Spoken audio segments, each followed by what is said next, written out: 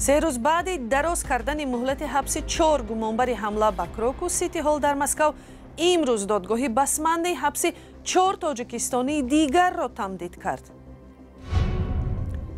صرف نظر از افزایش گردش روبل روسی در تاجیکستان، کارشناسان میگویند موقع یورو و دلار استوار باقی خواهد ماند. بانک ملی تاجیکستان و دیگر مقامات دولتی باید هر گونه اسعار خارجی را استفاده برد. در انتخابات پرزیدنتی ایالات متحده آمریکا در مقابل کامالا هاریس، نامزد از حزب دموکرات، از موضوع جنس و نژاد استفاده شده است. این جنسگرایی است. این آدمان چنین میشمارند که همه چیز تنها برای مردان است. 3 روز بعد دراز کردن مهلت حبس 4 گمانبر حمله به کروکو سیتی هال در مسکو، با قرار امروزه دادگاه بسمانده حبس 4 تاجیکستانی دیگری گمانبر تمدید شد. دفتر مطبوعات دادگاه به اینترفاکس گفت که مهلت حبس لطفالله نظیرمد، جمعخان قربانوف، یعقوبجان یوسفزاده و محمد شریفزاده تا 22 نوامبر امسال دراز کرده شد. مرافع دادگاه امروز هم پشت درهای بسته جریان گرفت. این در حالی است که روز جمعه گذشته همین دادگاه مسکو با درخواست کمیته تفتیشات مهلت حبس محمد صابر فیضوف، دلیرجان میرزویف، مرادعلی رجبعلی زاده و شمس‌الدین فریدون را هم تا 22 نوامبر دراز کرد. این نفران از ماه مارس به این سو در حبس هستند. حمله به کروکو سیتی در نزدیکی مسکو شب 22 مارس امسال رخ داد. مقامات روسیه گفتند در این حادثه 144 نفر جان باخته، بیش از 500 کس مجروح شد. مقامات تفتیشاتی روسیه در مجموع 18 نفر را بازداشت کردند و 12 نفر آنها از تاجیکستان هستند. ولی شکنجه آشکار و بیرحمانه بازداشت شده ها درباره واقعا هم گناهکار بودن آنها شبهه های زیاده ایجاد میکند. رهبریت بانک ملی تاجیکستان از افزایش داد و گرفت خارجی با روبل روسی خبر داده میگوید حالا در این سمت روبل جای دلار را گرفته است. در پی حمله روسیه به خاک اوکراین و تحریم های غرب ضد روسیه، مسکو با شریکان تجاری خود از جمله تاجیکستان معاملات را با روبل روسی به راه ماند. کارشناسان میگویند با توجه به آنکه قرب روبل روسی هر زمان میتواند بالا و پایین شود، افزایش تجارت خارجی با روبل روسی به اقتصاد کشور خطرزا نیز می باشد. بنابراین به مسئولان یا بلوک اقتصادی کشور مشورت می دهند از احتیاط کار گرفته در تجارت خارجی توازن را رعایت کنند. گزارش علیشیر ظریفی و برات یوسفی. روبل روسی در 6 ماه سال روان در داد و گرفت تاجیکستان با کشورهای اتحاد دولت‌های مستقل به پول اساسی تبدیل یافته است. این نکته را فردوس طالبزاده رئیس بانک ملی تاجیکستان در حضور خبرنگاران اعلام کرد. اگر سالی 2000 وقتای آخر زیاده از 60% پرداخت با دلار ایالات متحده آمریکا باشد، با آخری ماه ایون سال 2024 این برعکس شده است. قریب که 60% پرداخت با روبل روسی شدند و باقی مانده 36% با دلار ایالات متحده آمریکا. این دیگرگونی که یکی از خواسته های اساسی مسکو است، می تواند به تجارت خارجی تاجیکستان تاثیر جدی رساند. اما چندی از تاجران میگویند با این رقم پیشنهاد کرده رئیس بانک ملی شبهه دارند. آنها میگویند تجارتشان به غیر از روسیه با دیگر کشورها از جمله کشورهای اتحاد دولت‌های مستقل با دلار ایالات متحده آمریکا صورت میگیرد. مال محصولاتی که از روسیه آورده میشوند، یعنی هر سال با روبل روسی آورده میشود و این سال هم و سال آینده هم با روبل روسی آورده میشود. هیچ وقت از کشورهای دیگر روبل روسی نمیگیرن، همه دلار میگیرن. حتی از ازبکستان با دلار میگیرن. با قول اقتصادشناس بهرام شریفov، روبل روسی همچون اسعار موقع جهانی ندارد و قرب آن زیر تاثیر عامل‌های گوناگون با سرعت بلند پایین و بالا میشود. لیکن به نظر من در آینده استفاده بری روبل روسی همچون یک اسعار اساسی داد و گرفت به ما خطرهای علاوگی آوردنش ممکن و برای همین بانک ملی تاجیکستان و دیگر مقامات دولتی باید هر گونه اسعار خارجی را استفاده برد. ба назари ин коршинос афзоиши додугирифт бо рубл талабот ба долларро камтар карда боиси коҳиши қурби он дар баробари пули миллии сомонӣ шудааст. баъди оғози ҷанг дар Украина ва таҳримҳои иқтисодии кишварҳои ғарбӣ алайҳи Москав, Русия бо кишварҳои шарики тиҷоратии худ аз ҷумла Тоҷикистон муомилотро бо пули миллии худ ба роҳ андохт. моҳи июни соли 2022 ҳукумати Тоҷикистон бо қабули як барномаи зидди буҳронии махсус тасмим гирифта буд ки воридоти маҳсулоти ниёзи аввал ва баъзе аз ашёҳои хомро аз хориҷа бо рубли русӣ ва юани чинӣ ба роҳ монда дар додугирифти байналмилалӣ то ҳадде мумкин истифодаи долларро камтар кунад. афзоиши 60% корбурди рубл таъсири ҳамин талошҳо буда метавонад, аммо ин адад танҳо ба тиҷорат дар қаламрави шӯравии собиқ дахл дорад. бонки миллӣ ҳамчунин мегӯяд тиҷорати хориҷии Тоҷикистон қариб ба 4.5 миллиард доллар расида, назар ба соли гузашта 1 миллиард доллар бештар аст. қарор аст имрӯз дар шаҳри Чикагои Амрико анҷумани ҳизби демократ барпо шавад ва интизор меравад ки Камала Ҳаррис чун номзади расмии ин ҳизб дар интихоботи президентӣ интихоб шавад.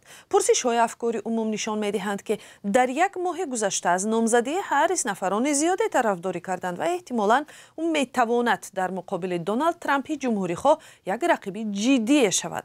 дар суҳбат бо хабарнигорони Садои Амрико баъзе шориҳон ба он ишора карданд ки мухолифони Ҳаррис мехоҳанд дар интихоботи президентии моҳи ноябр аз қолабҳои кӯҳнаи занситезӣ истифода баранд.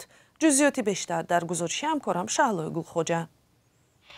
талоши нови президенти Амрико Камала Ҳаррис барои ишғоли баландтарин мақом дар Иёлоти Муттаҳида боис ба ҳамлаҳои марбут ба ҷинс ва нажоди ӯ шуданд.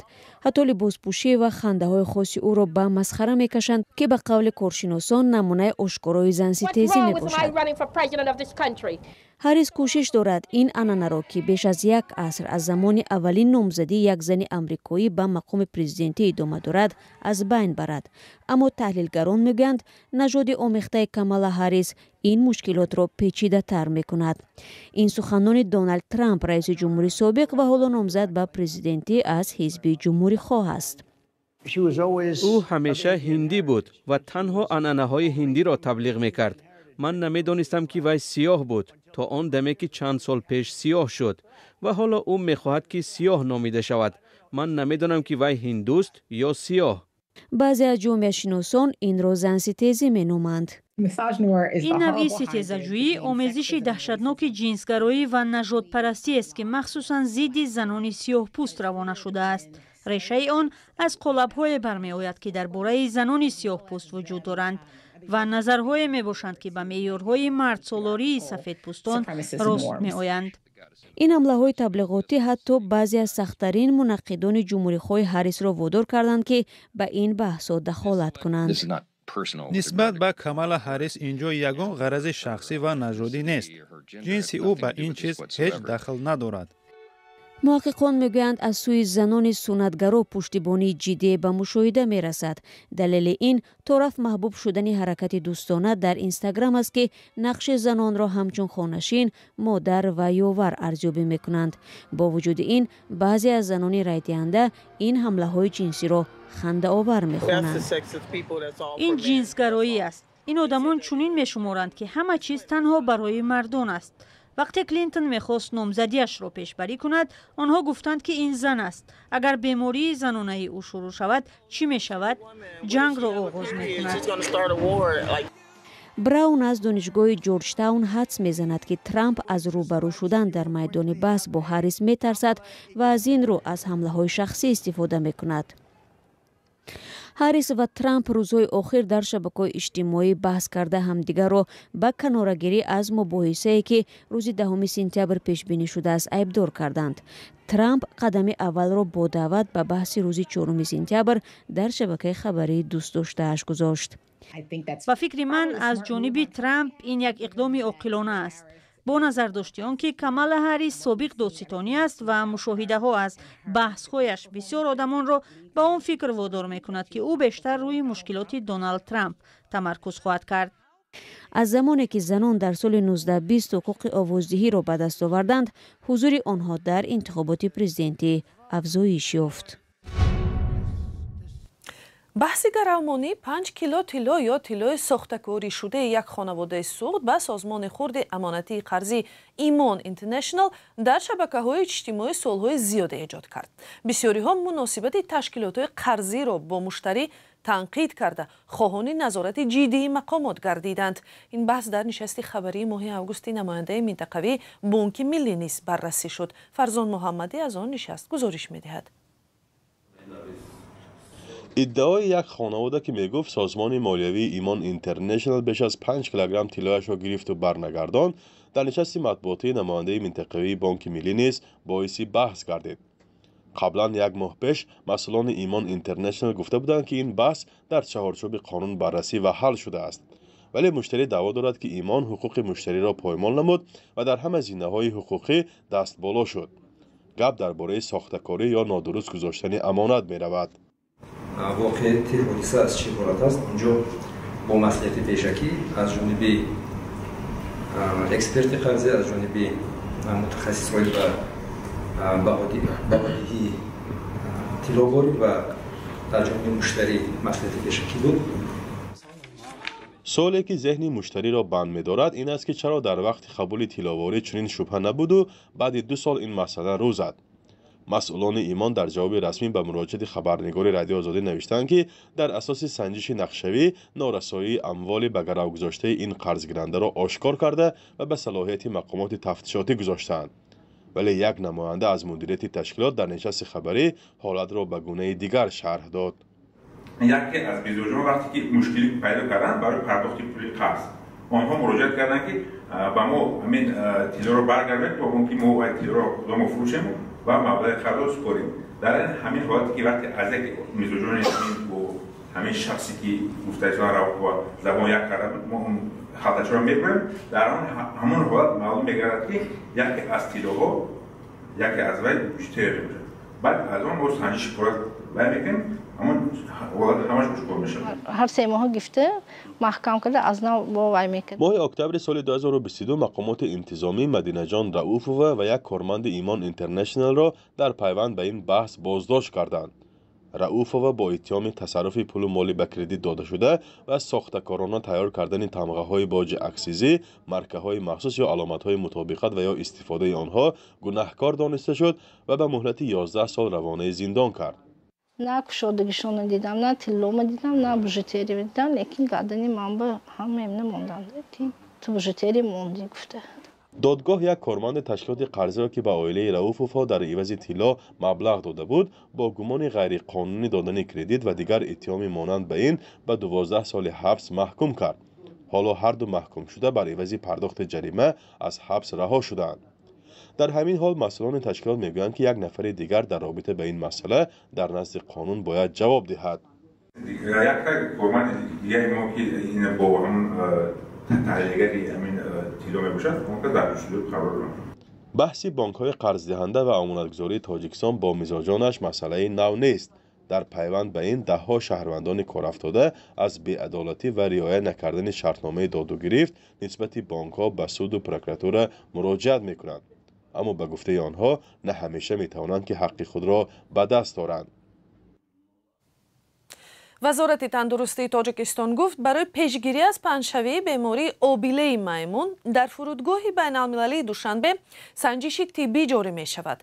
به خصوص مسافران سنجیده می شوند که از کشورهای افریقا و اروپا می آیند.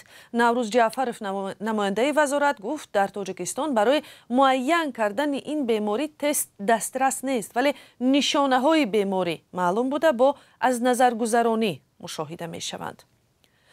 بینندگان ارجمند برنامه ما در همینجا به آخر می رسد. سپاس که با ما بودید. خبر و گزارش های از این بیشتر رو همیشه می توانید در وبسایت azadi.org و صحیفه های رادیوی آزادی در فیسبوک و اینستاگرام، ایکس و تلگرام، تیک تاک و یوتیوب دسترس کنید. خدا نگهبان.